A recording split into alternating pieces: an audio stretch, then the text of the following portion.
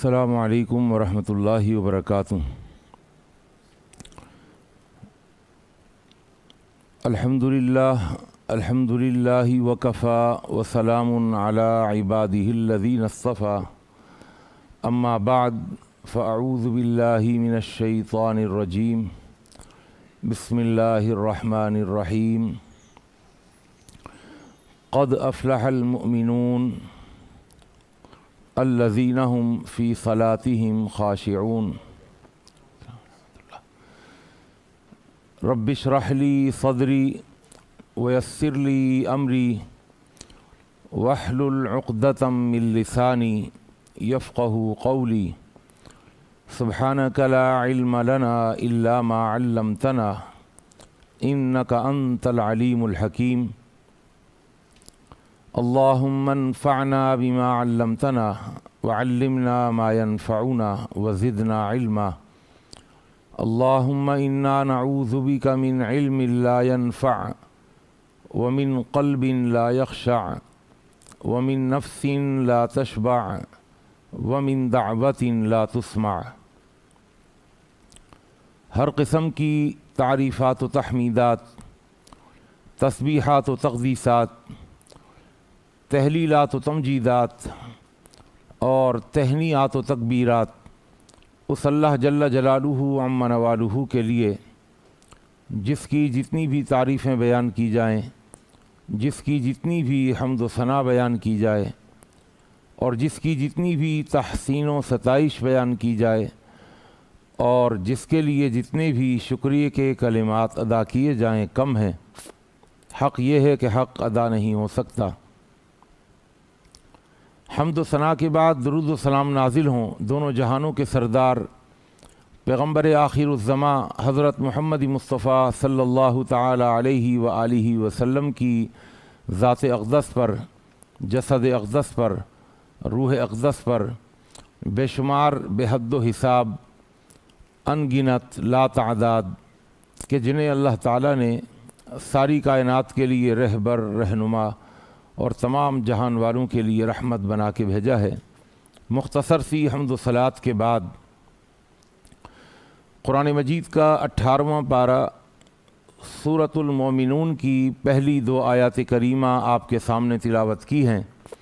اللہ تعالیٰ سے دعا ہے اللہ تعالیٰ مجھے اور آپ کو، ہم سب کو قرآن مجید کا صحیح فہم اور قرآن مجید کی صحیح سمجھ عطا فرما دے، اور وعظ و نصیحت کے ان پروگرامز کے توسط سے میں اور آپ جو بھی قرآن و حدیث کی باتیں اور نصیحتیں سنتے اور سناتے ہیں، اللہ ہمیں ان پر اخلاص کے ساتھ عمل پیرا ہونے کی بھی توفیق عطا فرما دے۔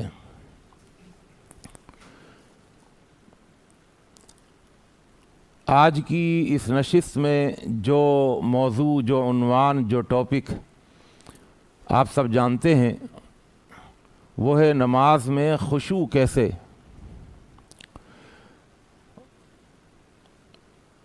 خشوع کی تعریف آپ کے سامنے بیان کروں گا اور نماز کے خشوع سے متعلق چند بڑی اہم باتیں آپ کے گوش گزار کروں گا اللہ تعالیٰ کی توفیق سے، اس امید کے ساتھ کہ آپ پوری توجہ کے ساتھ بات کو سنیں گے اور انشاءاللہ ثم انشاءاللہ اگر کسی نے توجہ کے ساتھ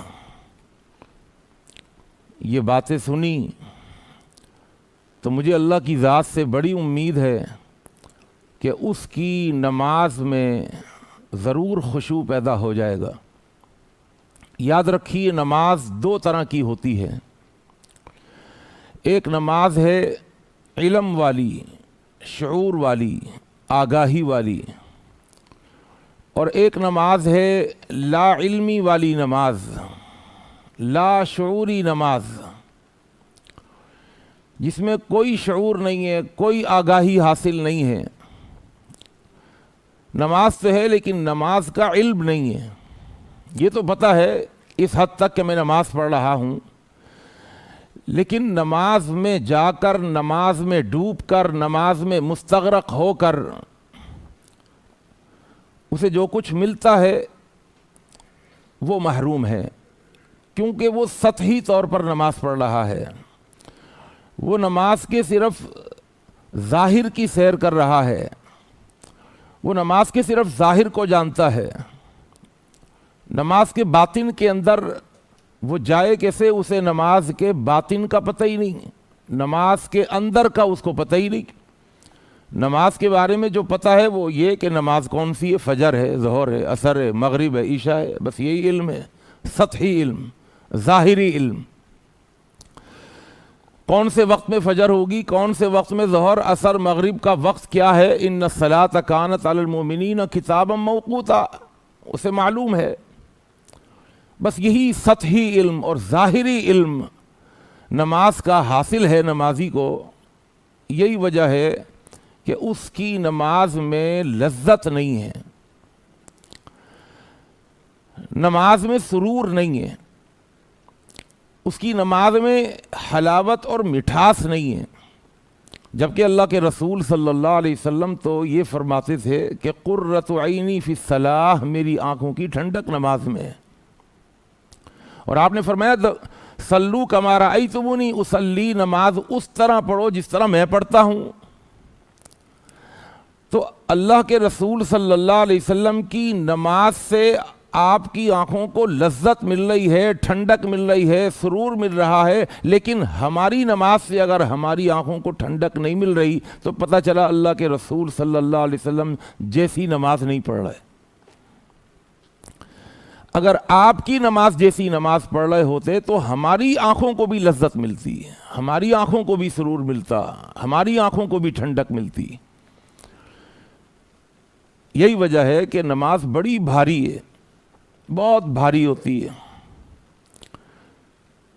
قرآن مجید میں اللہ نے فرمایا وَإِنَّهَا لَكَبِيرَةٌ، عربی گرامر جاننے والے جانتے ہیں کہ یہاں پر تاکید کے لیے اللہ نے لفظ اِنَّا کو بھی ذکر کیا اور لَكَبِيرَةٌ کے اوپر لام کو بھی ذکر کیا۔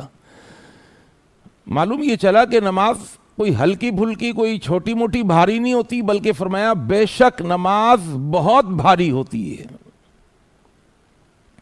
حالانکہ نماز میں غور کریں تو کوئی گھنٹے 2 گھنٹے کی تو نماز نہیں ہے، پھر کیسے بھاری ہو گئی؟ 10 منٹ کی نماز ہے اگر جماعت سے پڑھتے ہیں اور اکیلے پڑھتے ہیں تو 5 منٹ کی نماز ہے، بھاری کیسے ہو گئی؟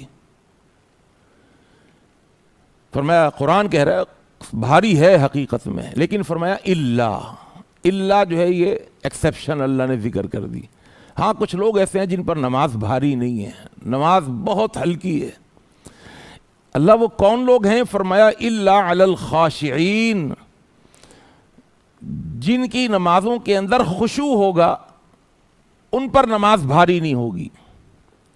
اور یہ میں اور آپ جانتے ہیں کہ جب کوئی چیز روٹین میں ہو، عادت میں ہو، انسان کی ہیبٹ ہو، تو وہ ایک جیسا کام، مسلسل ایک جیسا کام اس کو تھکا دیتا ہے، وہ عاجز آ جاتا ہے، وہ تھک جاتا ہے۔ آج نماز ہماری ہیبٹ بن چکی ہے، عادت بن چکی ہے، ایک روٹین بن چکی ہے، بس ہم نماز پڑھتے ہیں، یہی وجہ ہے نماز بڑی بھاری ہے۔ یہ عادت نہیں ہے، یہ تو ایک عبادت ہے۔ اگر نماز کو عادتاً نہ پڑھیں، عبادتاً پڑھیں تو یاد رکھیے گا کہ نماز بہت ہلکی ہوگی، بھاری نہیں ہوگی پھر۔ اور یہ میں اور آپ جانتے ہیں، کامن سینس کی بات ہے کہ مصیبت کے 2 دن بھی 2 ہفتوں کے برابر ہوتے ہیں۔ اگر ہاسپٹل میں جانا پڑ جائے، اللہ محفوظ رکھے، اور ڈاکٹر نے کہا نہیں جی آپ کو تو ڈرپ لگانی ہوگی، یہ ٹیسٹ کرانے ہوں گے، پتہ لگانا ہوگا، اور پھر آپ کو وہ اگر ایڈمٹ کر لے تو پھر 2 دن ایسا لگتا ہے یار 1 ہفتہ نہیں 2 ہفتے گزر گیا۔ اور اگر آپ نے کہیں ایسی جگہ جانا ہو جہاں آپ کو لذت حاصل ہو رہی ہو، جہاں مزہ آ رہا ہو، آپ کہیں پکنک پہ گئے ہوئے ہیں، آپ اگر سیاحتی مقام پر گئے ہوئے ہیں، تو وہاں پر آپ کے 2 ہفتے کا ٹور، واپسی پر آپ کہیں گے یار کل کسی بات ہے، ایسا لگتا ابھی تو ہم آئے تھے 2 ہفتے گزر بھی گئے۔ تو یاد رکھیے کہ یہ 10 منٹ کی نماز اس وقت ہلکی ہوگی جب ہماری نماز کے اندر خشوع ہوگا۔ اب ایک سوال پیدا ہوتا ہے کہ نماز میں خشوع کیسے پیدا ہوگا؟ تو میں آج کی اس نشست میں 2 طریقے بتاؤں گا، اس کی 2 ٹپس بتاؤں گا. اگر ان پر کسی نے عمل کر لیا تو آپ یقین جانیے نتیجتاً اس کی نماز میں ضرور خشوع پیدا ہو جائے گا، اور نماز کے باطن سے اور نماز کے اندر سے وہ واقف ہو جائے گا.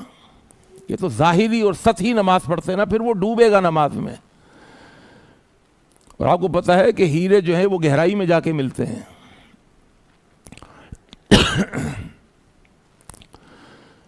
خشوع کسے کہتے ہیں؟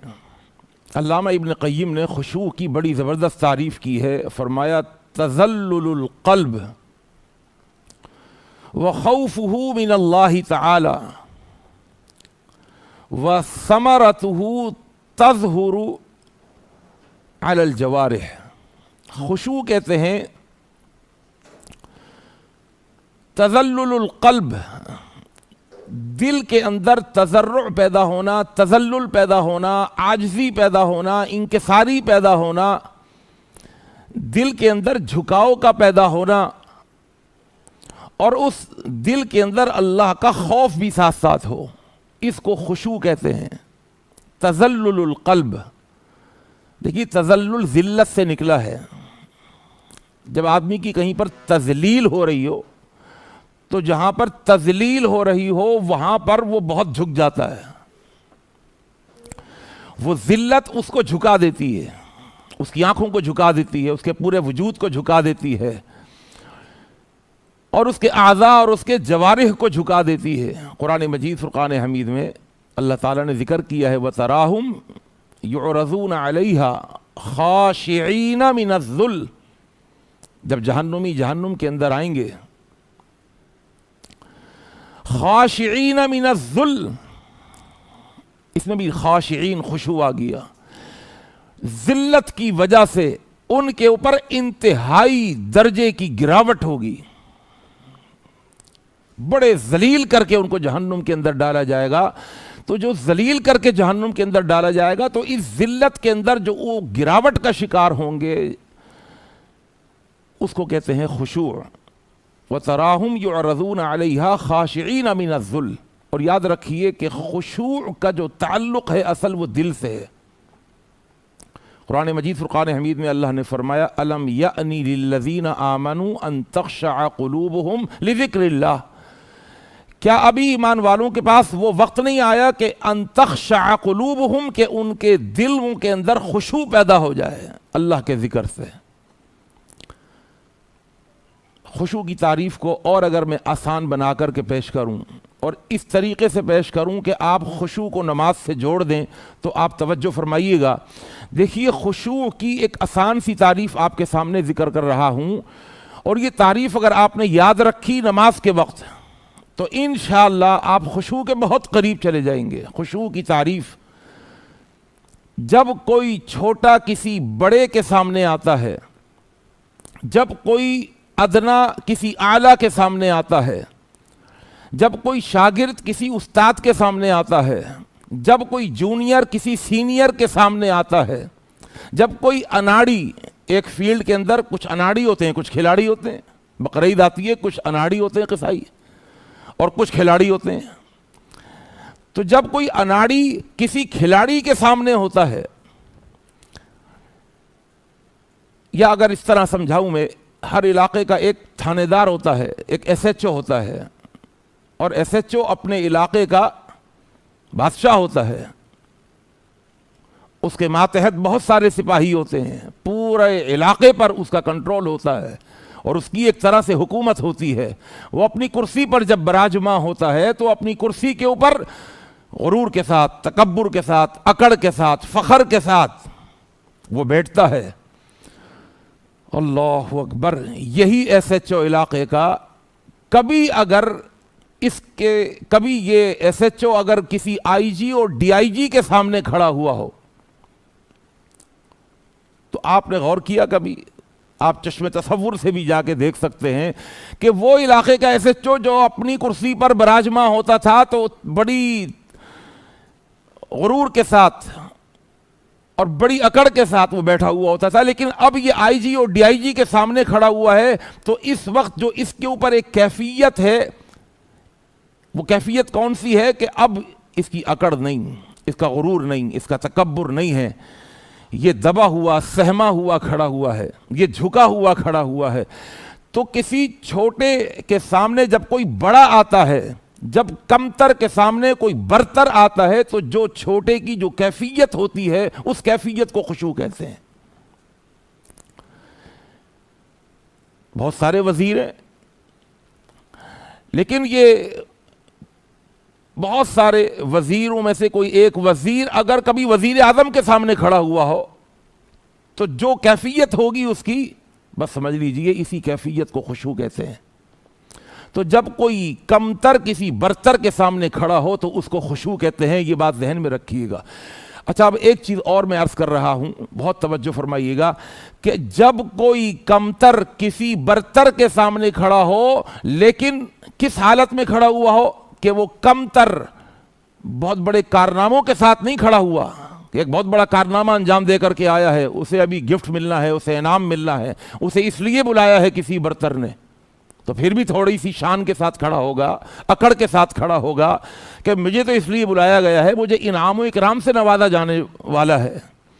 جب کوئی کمتر کسی برتر کے سامنے ہو لیکن اس حالت میں کھڑا ہوا ہو کہ وہ بہت سارے قصور کر کے آیا ہو، بہت سارے جرم کر کے آیا ہو، بہت ساری حکم عدولیاں کر کے آیا ہو، بہت ساری نافرمانیاں کر کے آیا ہو، اس کے ہر حکم کو توڑ کے آیا ہو، اور جب اس کی پیشی ہو کسی برتر کے سامنے تو اس وقت اس کا جھکنا اور بڑھ جائے گا، اس کی اور گراوٹ بڑھ جائے گی، اس کی آنکھوں کے اندر شرم ہوگی، حیا ہوگی، ندامت ہوگی، شرمندگی ہوگی۔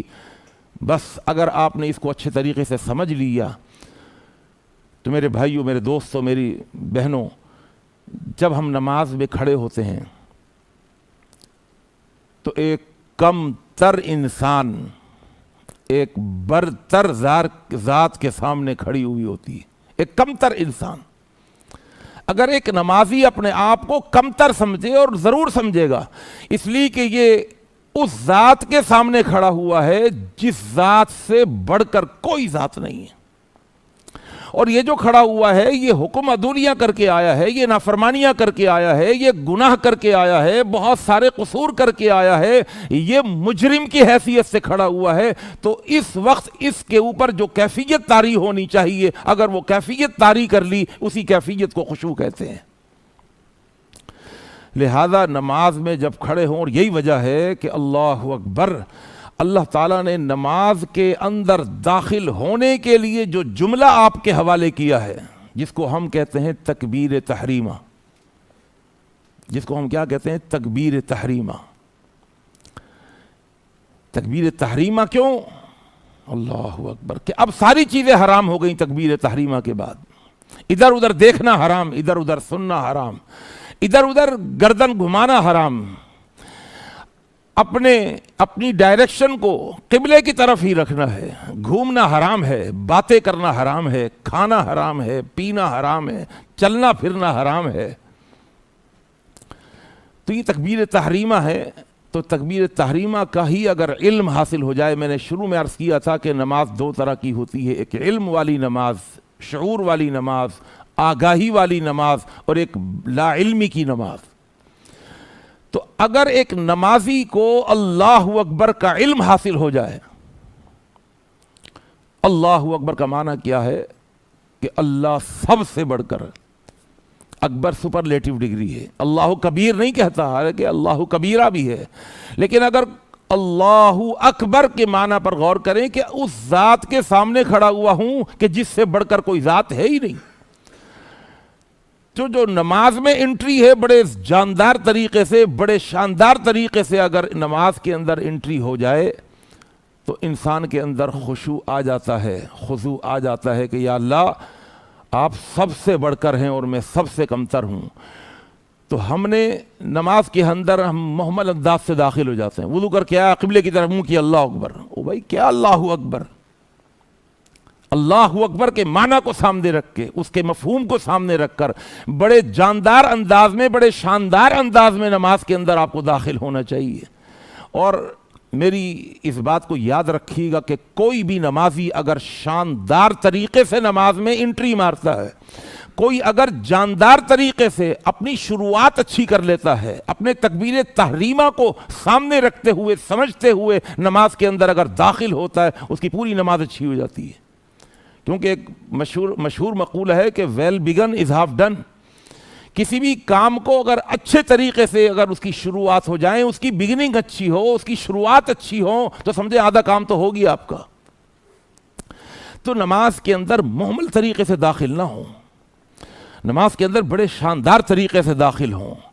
اور پھر آپ حیرت کریں گے کہ اسی اللہ اکبر کو بار بار ریپیٹ کروایا گیا، بار بار زبان سے ادا کروایا گیا.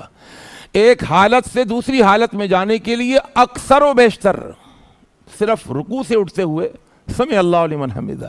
لیکن آپ اگر غور کریں تو رکوع میں جاتے ہوئے، سجدے میں جاتے ہوئے، سجدے سے اٹھتے ہوئے، سجدے میں جاتے ہوئے، پہلی رکعت شروع کرتے ہوئے، دوسری رکعت میں اٹھتے ہوئے، تیسری رکعت میں، چوتھی رکعت میں، یہاں تک کہ السلام علیکم ورحمۃ اللہ، السلام علیکم ورحمۃ اللہ کہنے کے بعد بھی اللہ کے رسول صلی اللہ علیہ وسلم کی زبان پر سب سے پہلا جو جملہ آتا تھا وہ یہ ہوتا تھا، اللہ اکبر.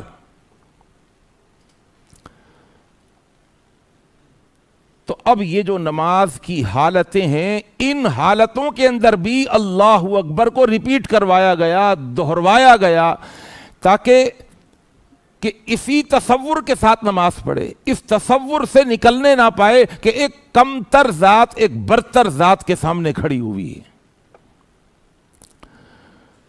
اور اگر آپ غور کریں نماز کی جو یہ حالتیں ہیں، ان حالتوں کے اندر بھی کچھ حالتیں برتر ہیں اور کچھ حالتیں کمتر ہیں. دیکھیے نماز کے اندر ایک حالت ہے قیام کی، جب ہاتھ باندھ کے آدمی کھڑا ہو جاتا ہے نا، یہ ایک حالت ہے. یہ حالت رکوع کی بنسبت برتر حالت ہے. رکوع بھی ایک حالت ہے، لیکن قیام کی بنسبت یہ کمتر حالت ہے. قیام کے اندر تو اسٹینڈ لیا ہوا ہے اس نے، وہ کھڑا ہوا ہے، لیکن رکوع کے اندر اس کی حالت کچھ کم تر ہو گئی. پھر سجدے کے اندر یہ وہ حالت ہے جو انتہائی درجے کی کم تر حالت نہیں ہے، بلکہ یہ کم ترین حالت ہے، کم ترین حالت. اور یہی وجہ ہے کہ سجدے میں جب کوئی چلا جائے تو سجدے میں جس حالت کے اندر ہوتا ہے، ظاہری طور پر، جسمانی طور پر، فزیکلی طور پر کم حالت نہیں ہے، کم تر حالت نہیں ہے، یہ اس کی کم ترین حالت ہے، لیکن جسمانی طور پر، روحانی طور پر نہیں. روحانی طور پر اس کی سب سے بہترین حالت سجدے کی حالت ہے. فرق کو سمجھ لیجئے گا. جسمانی طور پر اس کا جو اسٹرکچر ہے جسم کا، وہ اس حالت کے اندر، سجدے کی حالت کے اندر تو کم ترین حالت ہے اس کی پیشانی زمین پر، اس کی پگڑی زمین پر، اس کے دونوں ہاتھ زمین پر، اس نے دونوں گھٹنے ٹیک دیے، اس نے سرنڈر کر دیا، اپنا پورا وجود زمین پر گرا دیا. لیٹنے کے اندر، سیدھا لیٹنے میں اتنا کم تر نہیں ہوتا بندہ، لیکن سجدے کی حالت میں کم ترین حالت ہے اس کی، ظاہری اعتبار سے، جسمانی اعتبار سے، لیکن روحانی اعتبار سے سب سے بہترین حالت. اور یاد رکھیے کہ سجدے کی حالت میں انسان کا خشوع، انسان کا خضوع، انسان کا تضرع، انسان کا تذلل، اس کی عاجزی، اس کی انکساری اپنی انتہاؤں کو پہنچی ہوئی ہوتی ہے. یہی وجہ ہے صحیح مسلم کی حدیث، اللہ کے رسول صلی اللہ علیہ وسلم نے فرمایا، اقرب ما یکون العبد من ربہ وہو ساجد. بہت توجہ فرمائیے گا. اقرب ایک قریب، قریب کا مطلب قریب، اقرب کا مطلب قریب ترین. اللہ کے رسول صلی اللہ علیہ وسلم فرماتے ہیں کہ بندہ اللہ کے قریب ترین ہوتا ہے سجدے کی حالت میں. اچھا، یہاں قریب ترین کون ہے؟ بندہ. اگر میں آپ کو ایک اور حدیث سناؤں ابن خزیمہ کی اور ترمذی کی، جس میں اللہ کے رسول صلی اللہ علیہ وسلم نے فرمایا، اقرب ما یکون الرب من العبد. پہلی حدیث میں بندہ اللہ کے قریب ترین، اور ابن خزیمہ کی اس حدیث کے اندر فرمایا اللہ بندے کے قریب ترین. دونوں میں فرق ہے بھائی. پہلی حدیث میں بندہ اللہ کے قریب ترین، اور دوسری حدیث کے اندر فرمایا اقرب ما یکون الرب من العبد فی جوف اللیل الآخر فإن استطعت منکم ان یذکر اللہ فیہا فی تلک الساعة فکن. اگر سجدہ تہجد کی نماز کا ہو، ایک ہے دن کی نماز کا سجدہ اور ایک ہے تہجد کی نماز کا سجدہ، اللہ ہمیں تہجد کی نماز کا سجدہ بھی ادا کرنے کی توفیق عطا فرمائے. تہجد کی نماز کا اگر سجدہ ہو تو پھر یاد رکھیے گا میرے الفاظ، ان حدیثوں کا ترجمہ عرض کر رہا ہوں، اگر تہجد کی نماز کا اگر سجدہ کسی کو نصیب ہو جائے تو اس سجدے میں ہوتا کیا ہے کہ اس سجدے کے اندر بندہ اللہ کے قریب ترین اور اللہ بندے کے قریب ترین دو قربتیں اپنی انتہاؤں کو پہنچی ہوئی ہوتی ہیں. بندے کی قربت کا منتہا اللہ اور اللہ کی قربت کا منتہا بندہ، یہ تہجد کی نماز کا سجدہ ہے.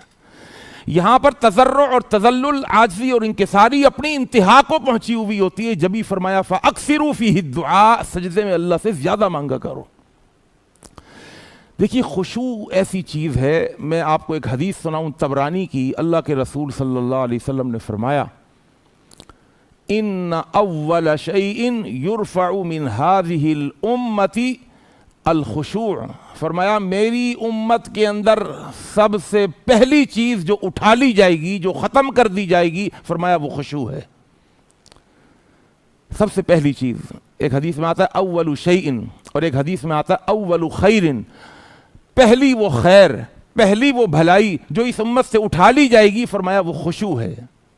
اور اللہ کے رسول صلی اللہ علیہ وسلم کی اس حدیث کا دوسرا جملہ تو ہلا دیتا ہے. آپ نے فرمایا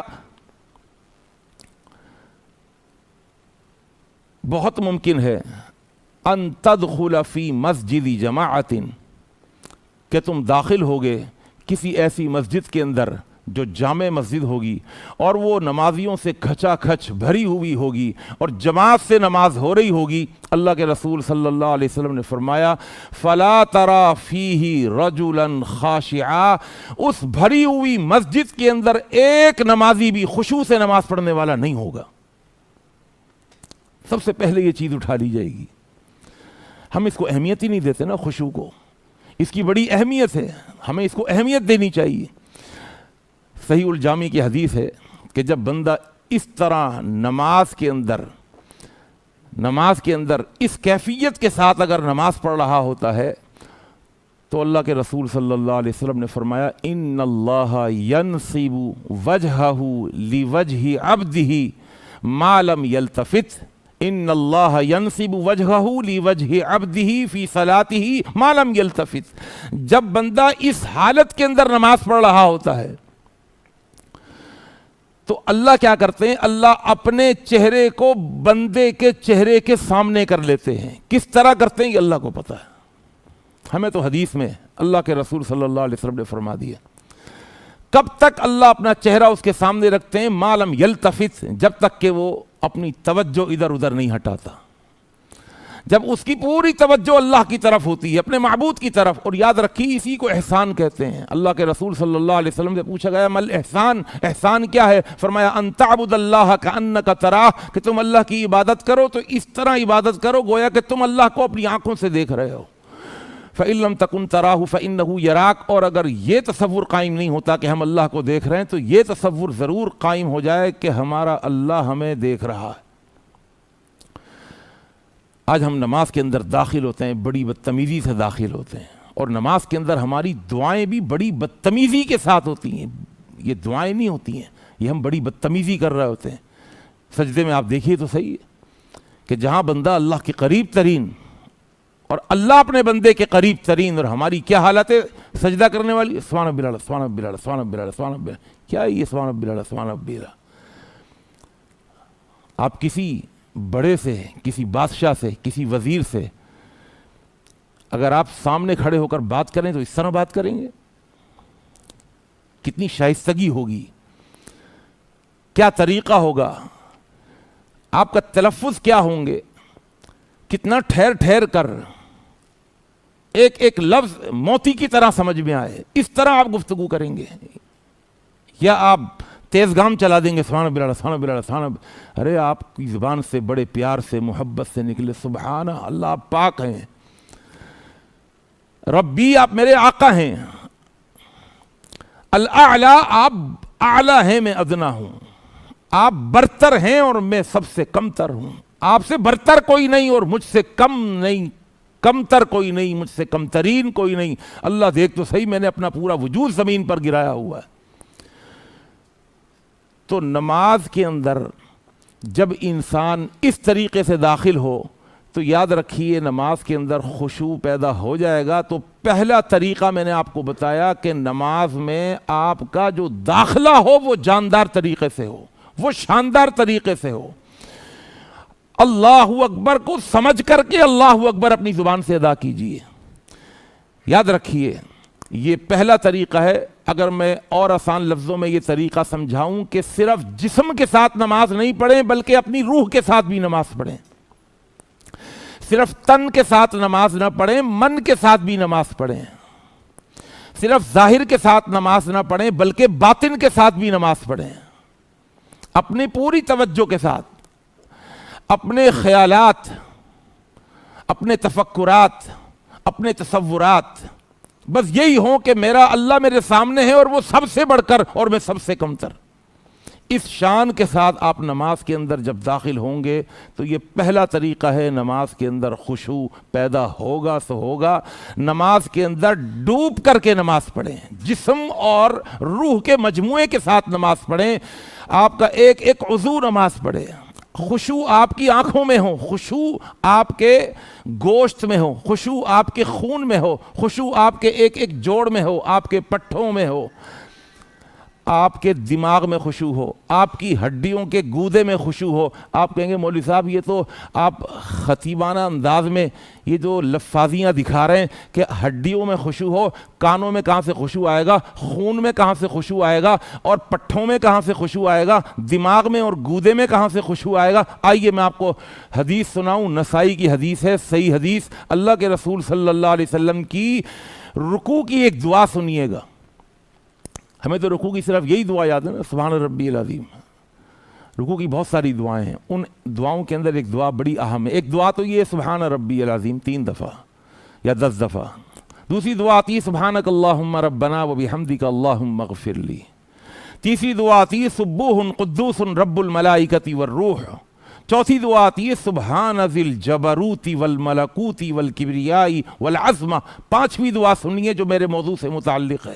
اللہ کے رسول صلی اللہ علیہ وسلم جب رکوع میں جاتے تھے، کان اذا رکع، جب آپ رکوع فرماتے، یقول، تو رکوع کے اندر آپ یہ فرماتے، سنیے گا الفاظ، اللہم لکا رکعت، یا اللہ میں نے تیرے لیے رکوع کیا، ولکا اسلمت، اور اللہ میں تیرے لیے فرما بردار ہو گیا، وبک آمنت، اور اللہ میں تجھ پر ایمان لایا، وعلیک توکلت، اور اللہ میں نے تجھ پر بھروسہ کیا، انت ربی، تو میرا آقا ہے. اس کے بعد الفاظ کیا ہیں؟ خشع لک سمعی، خشع، یا اللہ میرے کانوں میں خشوع ہے، خشع لک سمعی وبصری، اللہ میری آنکھوں میں خشوع ہے، ودمی، اللہ میرے جسم کے اندر جو خون دوڑ رہا ہے اس خون کے اندر خشوع ہے، ولحمی، میرے گوشت میں خشوع ہے، وعصبی، میرے پٹھوں میں خشوع ہے، ومخی، مخ کہتے ہیں دماغ کو، مخ کہتے ہیں گودے کو. عربی کے اندر مخ دماغ کو بھی کہتے ہیں، مخ ہڈیوں میں جو گودا ہوتا ہے اس کو بھی کہتے ہیں. اللہ کے رسول فرماتے ہیں ومخی، اللہ میرے مخ میں، میرے دماغ میں بھی خشوع ہے، میری ہڈیوں کے گودے کے اندر خشوع ہے. دمی وعصبی ولحمی وعصبی ومخی للہ رب العالمین. تو اس طرح نماز کے اندر داخل ہوں کہ آپ کے ایک ایک جوڑ نماز پڑھ رہا ہو، آپ کا خون نماز پڑھ رہا ہو، آپ کا گوشت نماز پڑھ رہا ہو، آپ کے پٹھے نماز پڑھ رہے ہوں، اور خشوع آپ کے پورے وجود کے اوپر طاری ہو. یہی وجہ ہے اللہ کے رسول صلی اللہ علیہ وسلم کی ایک حدیث ہے صحیح الجامع کی. فرمایا کوئی شخص اگر وضو کرتا ہے اور وضو کر کر جب نماز میں داخل ہوتا ہے تو نماز میں داخل ہونے کے بعد حدیث کے الفاظ ہیں وَفَرَّغَ قَلْبَهُ لِلَّهِ تَعَالَى، وہ اپنے دل کو اللہ کے لیے فارغ کر دیتا ہے۔ فراغت کس کے لیے؟ بس اللہ کے لیے، صرف اور اللہ ہوتا ہے اس کے دل کے اندر۔ وہ فرغ قلبہ للہ، تو اللہ کے رسول صلی اللہ علیہ وسلم نے فرمایا رجع کہیئتہ یوم ولدتہ امہ، اللہ تعالیٰ اس کو گناہوں سے ایسا پاک صاف کر دیتے ہیں جیسے اس کی ماں نے آج ہی اس کو پیدا کیا ہے۔ یاد رکھیے اگر اس طرح کا خشوع آپ کی نماز میں آ گیا، ظاہر اور باطن سے آپ نماز میں کھڑے ہو گئے، تن اور من کی حاضری کے ساتھ اگر آپ نماز میں کھڑے ہو گئے تو آپ کو پتہ ہی نہیں چلے گا نماز کب ختم ہو گئی، کب شروع ہوئی کب ختم ہوئی، 10 منٹ لگے یا آدھا گھنٹہ لگا آپ کو آپ کی نماز میں، پتہ ہی نہیں چلے گا۔ اللہ کے رسول صلی اللہ علیہ وسلم کی نماز کا یہی حال تھا۔ حدیث میں آتا ہے اللہ کے رسول صلی اللہ علیہ وسلم کان یصلی، نماز پڑھتے تھے، حتی تورمت قدماہ، آپ کے پاؤں مبارک پر ورم آ جاتا تھا، او تنتفخ قدماہ، آپ کے پاؤں مبارک پھول جاتے تھے، پتہ ہی نہیں ہوتا تھا کہ پاؤں میں ورم آ گیا یا پاؤں پھول گئے، اس لیے کہ انسان مستغرق ہے، نماز میں ڈوبا ہوا ہے، اپنے اللہ کو دیکھ رہا ہے یا اس کیفیت کے اندر ہے کہ میرا اللہ مجھے دیکھ رہا ہے۔ یہی وجہ ہے عبداللہ ابن زبیر رضی اللہ تعالیٰ عنہ کے بارے میں آتا ہے، بخاری کے الفاظ ہیں کان اذا صلی، جب وہ نماز پڑھتے تھے کأنہ عود، نماز میں ایسے کھڑے ہوتے تھے جیسے ایک لکڑی ہے جس کو زمین پر گاڑ دیا گیا ہو، ہلتے ہی نہیں تھے، اتنے سکون کے ساتھ جس طرح ایک لکڑی زمین پر گاڑ دی جائے وہ کھڑی ہوئی ہوتی ہے، اس طرح نماز کے اندر وہ کھڑے ہوا کرتے تھے۔ اور صحیح مسلم کی حدیث ہے، عبداللہ بن شخیر رضی اللہ تعالیٰ عنہ فرماتے ہیں اتیت النبی صلی اللہ علیہ وسلم، میں اللہ کے رسول صلی اللہ علیہ وسلم کے پاس آیا، وہو یصلی، اور آپ نماز پڑھ رہے تھے، وَلِصَدْرِهِ عَزِيزٌ كَعَزِيزِ الْمِرْجَلِ، ایک روایت میں آتا ہے عزیزٌ کعزیز الرِّحَا، آپ کے سینے سے ایسی آواز آ رہی تھی جیسے کہ چکی چل رہی ہے، آپ کے سینے سے ایسی آواز آ رہی تھی جیسے کہ ہانڈیاں ابل رہی ہے۔ اور علامہ ابن حجر عسقلانی نے عبداللہ بن زبیر کے بھائی کے بارے میں جو لکھا ہے، ان کا نام تھا عروہ بن زبیر، یہ صحابی نہیں تھے، یہ تابعی تھے۔ تابعی ان کو کہتے ہیں جنہوں نے صحابی کو دیکھا ہو ایمان کی حالت میں۔ علامہ ابن حجر عسقلانی لکھتے ہیں کہ عروہ بن زبیر کی نماز بھی ایسی تھی کہ اللہ اکبر، جب نماز میں چلے جاتے تھے تو دنیا جہان سے بے خبر ہو جاتے تھے۔ ان کے پاؤں کے اندر کوئی تکلیف ہو گئی، کوئی کانٹا چبھ گیا یا کوئی زخم لگ گیا اور وہ زخم پھر ناسور بن گیا۔ اجتمعت الاطباء، بڑے بڑے ڈاکٹروں کو، حکیموں کو، اطباء کو دکھایا انہوں نے، تو اجتمعت الاطباء، تمام طبیبوں کی رائے یہ ہو گئی کہ تمہارے پاؤں کو کاٹا جائے گا، اس لیے کہ اگر پاؤں کو نہیں کاٹا گیا تو یہ ناسور آگے پھیلے گا، پھر ٹانگ کاٹی جائے گی، اور اگر اپنا پاؤں کٹوایا تو تمہاری جان بھی نکل سکتی ہے، تم مر بھی سکتے ہو، زہر پورے وجود میں پھیل سکتا۔ اجتمعت الاطباء، اطباء نے کہا کہ ہم آپ کے پاؤں کو کاٹیں گے، انہوں نے کہا ٹھیک ہے کاٹ دیجئے۔ انہوں نے کہا نہیں، آپ کو ایک کام کرنا پڑے گا، اس زمانے میں تو سرجن نہیں ہوا کرتے تھے، سن کرنے کے کوئی ایسے ٹیکے نہیں لگائے جاتے تھے، دیسی طریقہ تھا آپریشن کرنے کا بھی۔ انہوں نے کہا کہ آپ کو ایک کام کرنا پڑے گا۔ بھائی کیا کام؟ اشرب کأسا من الخمر حتی تفقد شعورک، آپ کو شراب کا ایک تیز نشے والی شراب کا ایک گلاس پینا پڑے گا، ایک جام آپ کو پینا پڑے گا شراب کا، حتی تفقد شعورک، پھر آپ نشے کی حالت میں چلے جائیں گے، آپ کا شعور وہ گم ہو جائے گا۔ جب آپ نشے کی حالت میں ہوں گے تو پھر ہم یہ جراحت والا عمل جراحی آپ کے پاؤں کے اندر کریں گے اور پاؤں کا آپریشن کر کے پاؤں کاٹ دیں گے۔ کہنے لگے کیف اشربها وقد حرمها اللہ فی کتابہ، میں شراب کا پیالہ کیسے منہ کو لگا لوں، اللہ نے تو شراب کو حرام قرار دیا ہے اپنی کتاب کے اندر۔ تو وہ اطباء کہنے لگے فَكَيْفَ نَفْعَلُ بِكَ إِذًا، تو بھائی پھر ہم کیا کر سکتے ہیں؟ یہی ایک طریقہ ہے، آپ کو آپ کے شعور میں اور حواس میں رکھتے ہوئے ہم آپ کا پاؤں نہیں کاٹ سکتے، اس کی تکلیف برداشت نہیں ہوگی۔ کیف نفعل بک اذن، کیا کریں پھر؟ انہوں نے کہا ایک کام کر لو، مجھے ایک طریقہ معلوم ہے۔ بھئی کیا طریقہ ہے؟ کہنے لگے دعونی اصلی، ایسا کرو مجھے نماز پڑھ لیں دو، میں نماز کے لیے کھڑا ہوتا ہوں، وضو کروں گا، دعونی اصلی، میں نماز پڑھوں، فاذا قمت للصلاۃ، اور جب میں نماز کے لیے کھڑا ہو جاؤں، فشانکم وما تریدون، جو چاہو میرے پاؤں کے ساتھ کر لینا۔ ٹھیک ہے جی، وہ نماز میں کھڑے ہو گئے، اور جب نماز میں کھڑے ہوئے تو سجدے کی حالت کے اندر جب انہوں نے سجدہ کیا تو ان طبیبوں نے ان کا پاؤں کاٹنا شروع کیا۔ یہ میرے لیے سنا دینا بڑا آسان ہے، آپ کے لیے سن لینا بڑا آسان ہے۔ میں آپ کو بتا رہا ہوں کہ نماز پڑھنے والے اس طرح نماز پڑھا کرتے تھے، جب وہ نماز میں چلے جاتے تھے تو ان کا تعلق اللہ سے ایسا قائم ہو جاتا تھا، اور وہ دنیا اور ما فیہا سے ایسے لا تعلق ہو جایا کرتے تھے کہ نماز کی حالت کے اندر اگر پاؤں کاٹا جا رہا ہے ان کو احساس نہیں ہوتا تھا، اس لیے کہ اس سے گہرے احساس کے اندر وہ جا چکے ہوتے تھے کہ سب سے کم تر ذات سب سے برتر ذات کے سامنے کھڑی ہوئی۔ جب گوشت کاٹ لیا گیا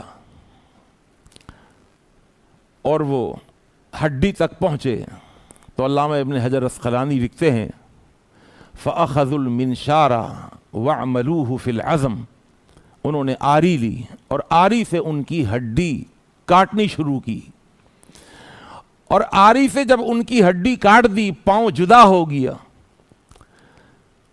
تو اس زمانے میں دستور یہ تھا کہ بہتے ہوئے خون کو روکنے کے لیے کھولتا ہوا آئل، تیل اس جگہ پر ڈالا جاتا تھا، تو سجدے کی حالت کے اندر کھولتا ہوا تیل لے کر ان کے اس زخم کے اوپر ڈالا گیا تو فَأُغْمِيَ عَلَيْهِ، اس تکلیف کے اندر پھر وہ بے ہوش ہو گئے، نماز کی حالت کے اندر بے ہوش ہو گئے۔ اور جب ہوش آئی تو علامہ ابن حجر عسقلانی لکھتے ہیں ثُمَّ قَدَّمُوا لَهُ تَشْتًا فِيهِ رِجْلُهُ، ان کے سامنے ان کے ہوش و حواس میں پھر ایک تشت کے اندر، ایک ٹرے کے اندر ان کا پاؤں لایا گیا، کٹا ہوا پاؤں۔ انہوں نے اپنے پاؤں کو دیکھا، کچھ رشتہ دار کھڑے ہوئے ہوں گے، آپ کو پتہ ہے نا آج کل لوگ عقل ہوتی نہیں ہے، کچھ بھی منہ سے اپنی زبان سے نکال دیتے ہیں۔ کچھ لوگوں کی زبان سے نکل گیا ہوگا میاں کوئی بہت بڑا گناہ کیا ہوگا، ذرا دیکھو تو صحیح، بڑے اللہ کے ولی بنتے ہیں، بڑے نیک بنتے ہیں، حالت دیکھو کیا ہو رہی ہے، پاؤں کاٹا جا رہا ہے، کوئی جرم کیا ہوگا، وہ ہوں گے کوئی گناہ گار، ویسے بظاہر تو بڑے دیندار بڑے نیک آدمی لگتے ہیں، لیکن اللہ کی پکڑ میں آئے میں پاؤں کاٹ دیا گیا۔ ان کے کانوں میں یہ الفاظ آ گئے کہ کوئی شخص ان کے بارے میں اس طریقے کی بات کر رہا ہے۔ تکلیف ہوئی، انسان تھے کہ کوئی اس طریقے سے بات کر رہا ہے۔ دیکھیے ایک چور آدمی ہو، اگر اس کو کوئی چور کہتے اس کو لگتا نہیں ہے ہاں بھی چوری کی ہے، لوگ مجھے چوری کہیں گے، لیکن کسی نے چوری نہیں کی ہو اور اگر آپ اس کو کہیں چور، وہ لفظ چور اس کو جا کر لگے گا، اسے تکلیف دے گا۔ تو انہیں تکلیف ہوئی، جب تکلیف ہوئی تو انہوں نے کیا کہا، اس مجمع کے اندر، جس مجمع کے اندر سے آواز آئی کہ انہوں نے کوئی نہ کوئی گناہ ایسا کیا ہوگا جس کی وجہ سے اللہ نے ان کو پکڑا ہوا ہے اور ان کا آج پاؤں کاٹ دیا گیا۔ انہوں نے کہا ان اللہ یعلم، وہ تشت، وہ ٹرے ان کے سامنے ہے، پاؤں ان کے سامنے رکھا ہوا ہے، کہنے لگے ان اللہ یعلم، اور لوگوں اللہ جانتا ہے، ما مشیت بک الی معصیۃ قط وانا اعلم، یہ جو پاؤں میرے سامنے ہیں میں کبھی بھی اس پاؤں کے اوپر کبھی بھی کسی گناہ کی طرف، معصیت کی طرف نہیں گیا۔ کہنے لگے واللہ ما حملتنی نحو فاحشۃ رجلی، لوگوں اللہ کی قسم کبھی بھی کسی فحش کام کی طرف یہ میرا پاؤں مجھے اٹھا کر کے لے کے نہیں گیا۔ تو اللہ کی آزمائش ہوتی ہے، نیک بندوں کے ساتھ بھی آزمائش ہوتی ہے۔ صحیح مسلم کی حدیث ہے، مسند احمد کی حدیث ہے، اللہ کے رسول صلی اللہ علیہ وسلم سے پوچھا گیا، سئل رسول اللہ صلی اللہ علیہ وسلم ای الناس اشد بلاء، پوچھا یہ گیا کہ سب سے زیادہ آزمائش کس کی ہوتی ہے؟ تو اللہ کے رسول صلی اللہ علیہ وسلم نے فرمایا الانبیاء، انبیاء کی آزمائش سب سے زیادہ ہوتی ہے۔ پھر آپ نے فرمایا ثم الصالحون، پھر نیک لوگوں کی آزمائش انبیاء سے تو کم ہوتی ہے لیکن سب سے زیادہ ہوتی ہے۔ انبیاء کے علاوہ اوروں کے مقابلے میں نیک لوگوں کی آزمائش بہت ہوتی ہے۔ پھر آپ نے فرمایا ثم الامثل فالامثل، پھر جو صالحین سے نیچے ہوتے ہیں، پھر جو ان سے نیچے ہوتے ہیں، تو ان کی آزمائش اسی اعتبار سے ہوتی ہے۔ پھر حدیث کے الفاظ سنیے گا، آپ نے فرمایا یبتلی الرجل بحسب دینہ، آدمی کو آزمایا جاتا ہے اس کی دین کے مطابقت میں، اس کے دین کے مطابق۔ فَإِن كَانَ فِي دِينِهِ صُلْبَةً، اگر وہ اپنے دین کے اندر بڑا مضبوط ہوتا ہے، زِيدَ فِي بَلَائِهِ، تو اس کی مضبوطی کی وجہ سے اس کی آزمائش اور بڑھا دی جاتی ہے۔ وَإِن كَانَ فِي دِينِهِ رِقَّةٌ، اور اگر دین کے اندر وہ ہلکا پھلکا ہوتا ہے، کوئی زیادہ دیندار نہیں ہوتا، تو خُفِّفَ عَنْهُ، اس کے اوپر آزمائش بھی اتنی بڑی نہیں آتی۔ لیکن ایک دیندار آدمی جسے آزمایا جا رہا ہے، اس کی آزمائش کو بڑھایا جا رہا ہے۔ اللہ کے رسول صلی اللہ علیہ وسلم کی اس حدیث کا آخری جملہ آپ نے فرمایا وَمَا يَزَالُ الْبَلَاءُ بِالْعَبْدِ، مسلسل آزمائش اللہ کی نیک بندے کے ساتھ ہوتی رہتی ہے حتیٰ یمشی علی ظہر الارض وما علیہ من خطیئۃ، اور اس کے گناہ دھل رہے ہوتے ہیں اس آزمائش کی وجہ سے، اس کے گناہ دھل رہے ہوتے ہیں آزمائش کی وجہ سے۔ حتیٰ یمشی علی ظہر الارض، پھر ایک وقت ایسا بھی آتا ہے یمشی، وہ چلتا ہے علی ظہر الارض، زمین کی سطح کے اوپر، وما علیہ من خطیئۃ، اور اس کی کیفیت یہ ہوتی ہے کہ اس کے اوپر ایک بھی گناہ باقی نہیں بچتا۔ اللہ اکبر۔ تو میں عرض یہ کر رہا تھا کہ پہلا طریقہ نماز میں خشوع پیدا کرنے کا یہ ہے کہ تن من کے ساتھ نماز پڑھیں، نماز میں ڈوب کر کے نماز پڑھیں، اپنے خیالات کو، تصورات کو، اپنے تفکرات کو مجتمع کر کے بھٹکنے نہ پائیں۔ اور اس کے لیے ضروری ہے کہ ہم ایسی جگہ نماز پڑھیں، ایسا نہ ہو کہیں شور ہو رہا ہے، بچے کھیل رہے ہیں، موبائل رکھا ہوا ہے، کبھی ٹون، کبھی بچے کی آواز، کوئی گرنے کی آواز، اس طرح نہیں۔ آپ تنہائی میں جائیں، خلوت میں جائیں، ایسی جگہ جائیں جہاں پر ماحول ہو، بڑا اچھا انوائرمنٹ ہو، جہاں پر آپ کی توجہ بھٹکنے نہ پائے، جہاں آپ کا دماغ ادھر ادھر جانے نہ پائے، آپ اٹینٹیولی ہو کر اور پوری کنسنٹریشن کے ساتھ آپ نماز میں کھڑے ہوئے ہوں، اس کے لیے کوشش کر کے نماز میں کھڑے ہوں۔ ایک اور چیز، یہ ایک چیز تو میں نے آپ کو بتا دی نماز میں خشوع پیدا کرنے کے لیے۔ دوسرا طریقہ، اور یہ بھی بڑا اہم طریقہ ہے، یہ میرا بتایا ہوا طریقہ نہیں ہے، یہ اللہ کے رسول صلی اللہ علیہ وسلم نے بتا دیا، یہ بھی ذہن میں رکھیے گا۔ تو دو ہتھیار آج کی نشست میں آپ کے حوالے کر رہا ہوں، ان دو ہتھیاروں کے ذریعے سے آپ جیت سکتے ہیں۔ ان دو ہتھیاروں کے ذریعے سے آپ نماز کے دشمن کو، نماز کو خراب کرنے والے نمازی کے اس دشمن کو آپ ان دو ہتھیاروں سے بھگا سکتے ہیں، اور آپ کی نماز میں خشوع پیدا ہو سکتا ہے۔ وہ دوسرا طریقہ کیا ہے؟ اللہ کے رسول صلی اللہ علیہ وسلم نے فرمایا، اس حدیث کو علامہ ناصر الدین البانی نے السلسلۃ الاحادیث الصحیحہ میں ذکر کیا ہے۔ آپ نے فرمایا اذا قمت فی صلاتک، جب تم اپنی نماز کے اندر کھڑے ہو، اذکر موتک فی صلاتک، اپنی نماز میں اپنی موت کو یاد کر لینا۔ اذکر موتک، یہ کون طریقہ بتا رہے ہیں خشوع پیدا کرنے کا؟ اللہ کے رسول صلی اللہ علیہ وسلم۔ اذکر موتک فی صلاتک، اپنی نماز کے اندر موت کو یاد کر لینا۔ فإن الرجل اذا ذکر موتہ فی صلاتہ، جب کوئی بندہ اپنی نماز میں اپنی موت کو یاد رکھتا ہے تو اللہ کے نبی کے الفاظ کیا ہے، آپ نے فرمایا لحری ان یحسن صلاتہ، تو بہت ممکن ہے کہ اس کی نماز کے اندر حسن پیدا ہو جائے، اس کی نماز کے اندر خوبصورتی پیدا ہو جائے۔ لیکن ایک سوال آپ کے دماغ میں آئے گا کہ موت کا تو نماز سے کوئی تعلق ہی نہیں بنتا، آدمی نماز میں کھڑا ہوتا ہے تو اپنی موت کو کہاں سے یاد کرے گا، کہاں سے مرنا؟ ابھی تو جوان آدمی ہے، 25 سال کی عمر کی ہے، 30 سال کی عمر ہے، مرنا کہاں سے آئے گا دماغ میں اس وقت؟ آئیے دوسری حدیث، جس حدیث سے پتہ چلتا ہے کہ آپ کا موت کا اور مرنے کا کانسیپٹ مضبوط ہو جائے گا نماز کے اندر۔ وہ کیا؟ آپ نے فرمایا اذا قمت فی صلاتک فصلی صلاۃ مودع، یاد رکھیے گا یہ الفاظ۔ آپ نے فرمایا جب نماز کے لیے کھڑے ہو تو فصلی، نماز پڑھو، صلاۃ مودع، جس طرح مودع نکلا ہے الوداع سے، ہم جب کسی سے رخصت ہو رہے تھے نا الوداعی کلمات کر رہا، اچھا جی بھائی جا رہے ہیں بس، تو فرمایا جب نماز میں کھڑے ہو تو الوداعی نماز پڑھو۔ کیا مطلب؟ اس تصور کے ساتھ نماز پڑھو کہ شاید میری زندگی کی یہ آخری نماز ہو۔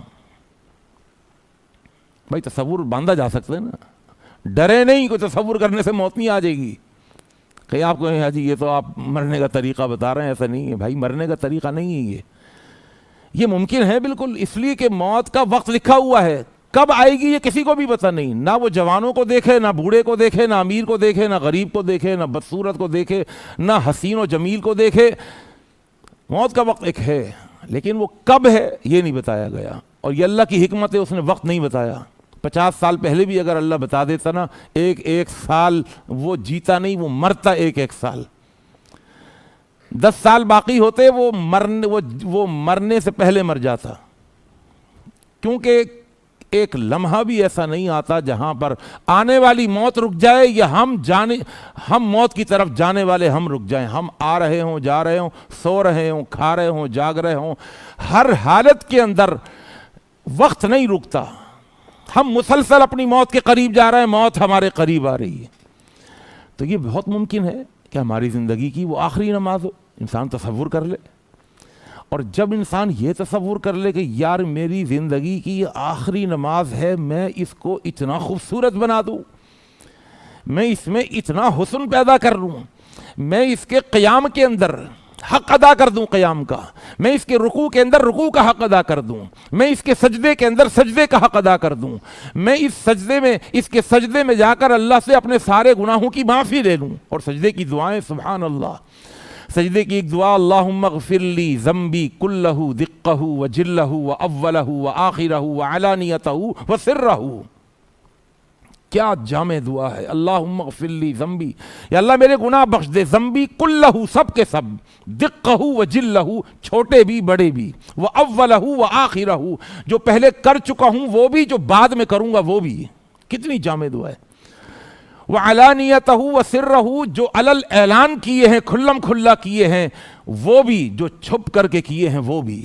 ایک اور دعا آتی اللہم اغفر لی ذنوبی جمیعا، یا اللہ سارے گناہ معاف کر دے، ما قدمت وما اخرت، جو پہلے کیے جو بعد میں کروں گا، وما اعلنت وما اسررت، جو علل اعلان کرتا ہوں وہ بھی، جو چھپ کے کرتا ہوں وہ بھی، وما انت اعلم بہ منی، اور اللہ کچھ گناہ ایسے ہیں مجھے نہیں پتا، وہ میں گناہ کر چکا ہوں لیکن تجھے پتا ہے کہ وہ گناہ میں نے کیے ہیں، وہ بھی معاف کر دے، انک انت الغفور الرحیم۔ تو وہ کتنی حسین نماز پڑھے گا، وہ کتنی خوبصورت نماز پڑھے گا۔ آئیے میں بتاؤں، ایک نمازی کا تعارف کرواؤں کہ جس نے اپنی زندگی کی آخری نماز پڑھی تھی۔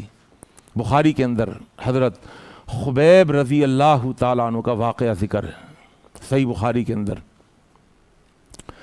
حضرت خبیب رضی اللہ تعالیٰ عنہ اللہ کے رسول صلی اللہ علیہ وسلم کے صحابی تھے اور انصاری صحابی تھے۔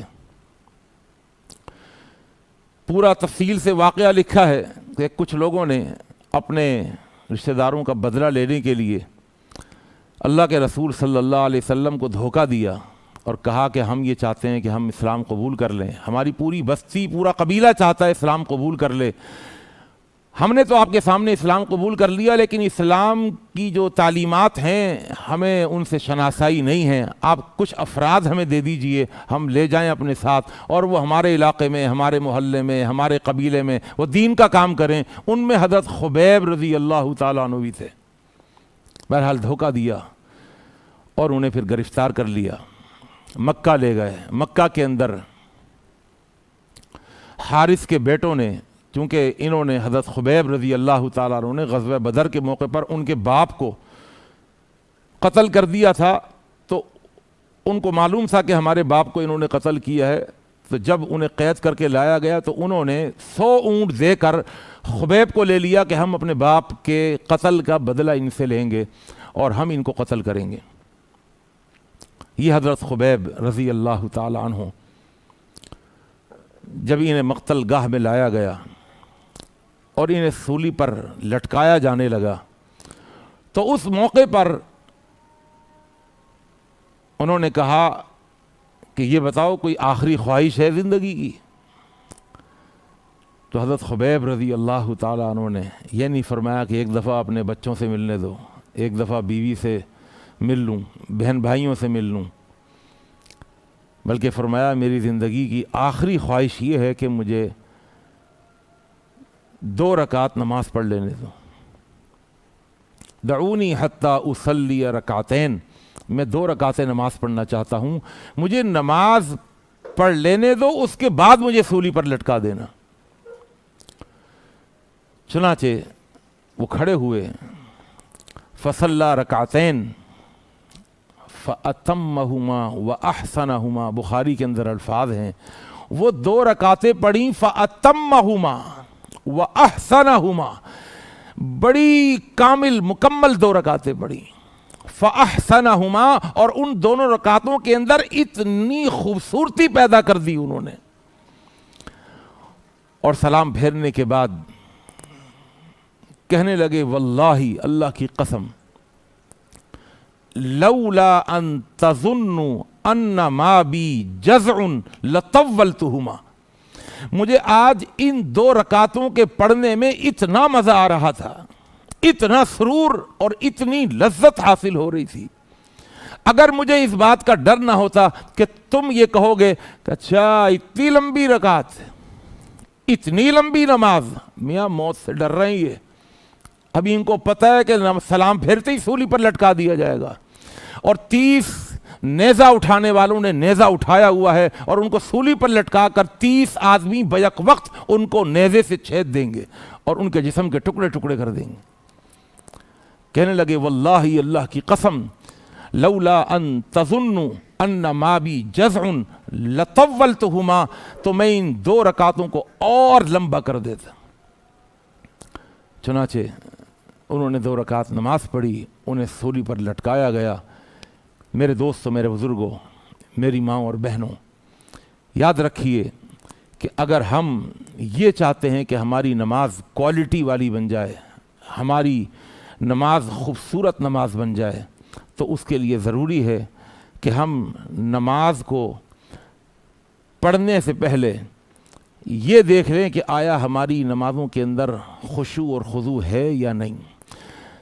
10 منٹ کی نماز پڑھ لینے کے بعد، سلام پھیرنے کے بعد ذرا دیکھا کریں، غور کیا کریں کہ آیا اس 10 منٹ کی نماز میں کوئی ایک لمحہ بھی ایسا آیا کہ جہاں پر میرا خشوع اپنی انتہاؤں کو پہنچا ہوا ہو، میرا تضرع، میرا تذلل، میرا جھکنا اپنی انتہاؤں کو پہنچا ہوا ہو، یا کوئی ایک لمحہ ایسا آیا جس میں مجھے یہ پتہ لگا ہو کہ میں اللہ کو دیکھ رہا ہوں یا میرا اللہ مجھے دیکھ رہا ہے۔ اگر جواب نہ میں ہو تو سمجھ لیجئے یہ اٹھک بیٹھک ہوئی ہے، بس یہ نماز نہیں ہے، یہ ایک ڈھانچہ ہے، صرف یہ سطحی نماز ہے۔ نماز کے اندر جا کر اور نماز میں ڈوب کر کے نماز پڑھیں اور اپنی نماز کے اندر خشوع اور خضوع پیدا کریں۔ انشاءاللہ اللہ تعالی نے توفیق دی تو اگلی نشست میں آپ کے سامنے مزید اور 2 طریقے بتاؤں گا جس سے نماز کے اندر خشوع اور خضوع پیدا ہوگا۔ اللہ تعالیٰ سے دعا ہے اللہ تعالیٰ ہماری نمازوں میں ہمیں خشوع کی منزل تک پہنچا دے، اور اللہ تعالی ہماری نمازوں میں خشوع اور خضوع پیدا فرما دے۔ وما علینا الا البلاغ، والسلام علیکم ورحمۃ اللہ وبرکاتہ۔ دعا فرما لیجیے۔ یا رب لک الحمد کما ینبغی لجلال وجہک وعظیم سلطانک، الحمد للہ رب العالمین والعاقبۃ للمتقین، والصلاة والسلام على سید الانبیاء والمرسلین۔ اللہم انا نسألک بمعاقد العز من عرشک ومنتهى الرحمة من كتابك واسمك الأعظم وجدك الأعلى وكلماتك التامة، اللهم صل على محمد وعلى آل محمد كما صليت على إبراهيم وعلى آل إبراهيم إنك حميد مجيد، اللهم بارك على محمد وعلى آل محمد كما باركت على إبراهيم وعلى آل إبراهيم إنك حميد مجيد۔ ربنا آتنا في الدنيا حسنة وفي الآخرة حسنة وقنا عذاب النار۔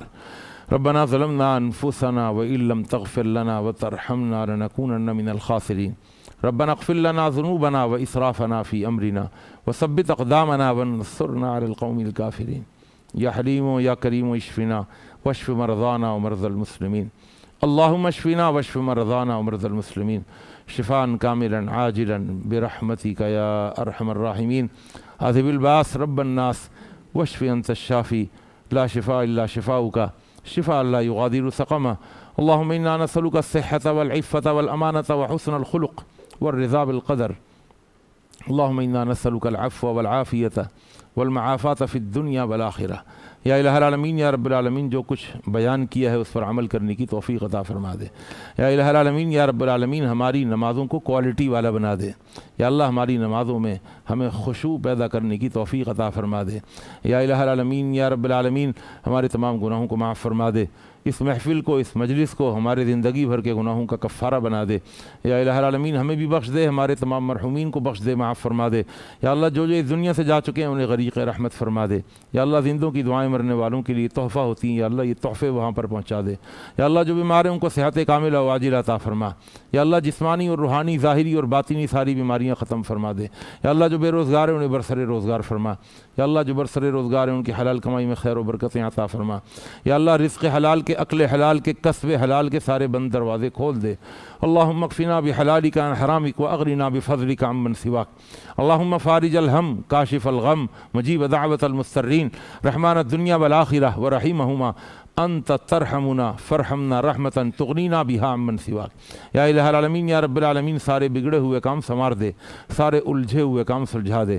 یا الہ العالمین، دشمنوں کی دشمنی سے بچا دے، حاسدین کے حسد سے بچا دے، بری نظر سے دیکھنے والوں کی نظر بد سے بچا دے، شریر لوگوں کے شر سے بچا دے، جادوگروں کی جادوگری سے بچا دے۔